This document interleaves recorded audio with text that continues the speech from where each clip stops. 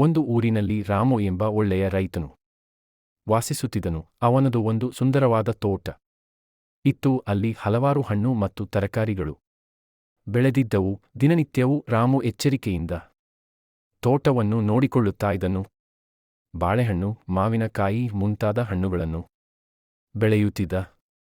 ಒಂದು ದಿನ ರಾಮು ತೋಟಕ್ಕೆ ಹೋಗಿ ನೋಡಿದಾಗ ಎಲ್ಲ ಮರಗಳ ಮೇಲೂ ಹಣ್ಣುಗಳು ಇದ್ದವು, ಆದರೆ ಅವುಗಳನ್ನು ಕೋತಿಗಳು ತಿನ್ನುತ್ತಿದ್ದವು. ರಾಮು ಕೋತಿಗಳನ್ನು ಓಡಿಸಲು ಬಹಳ ಪ್ರಯತ್ನಿಸಿದನು, ಆದರೆ ಅವು ಪ್ರತಿದಿನವೂ ಮತ್ತೆ ಮರಕ್ಕೆ ಬಂದು ಹಣ್ಣುಗಳನ್ನು ತಿನ್ನುತ್ತಿದ್ದ.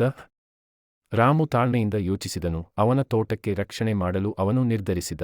ರಾಮು ಕೋತಿಗಳಿಗೆ ಹಣ್ಣುಗಳು ಸಿಗದಂತೆ ಒಂದಿಷ್ಟು ದೂರದಲ್ಲಿ ಬೇಲಿ ನಿರ್ಮಿಸಿ ಆ ಹಣ್ಣುಗಳನ್ನು ಒತ್ತಿಸಿದನು. ಕೋತಿಗಳು ಬಂದು ಹಣ್ಣುಗಳನ್ನು ಕಂಡು ಅವುಗಳು ಬೇಲಿಯ ಒಳಗೆ ಇರುವುದು ಕಂಡುಬಂದಿತು. ಹಾಗಾಗಿ ಅವು ಆ ಹಣ್ಣುಗಳನ್ನು ತಿನ್ನಲು ಬಂದು ತೋಟದ ಮರಗಳಿಗೆ ಹಾನಿ ಮಾಡದಂತೆ ಹೊರಗೆ ಮಾತ್ರ ತಿನ್ನುತ್ತಿದ್ದವು.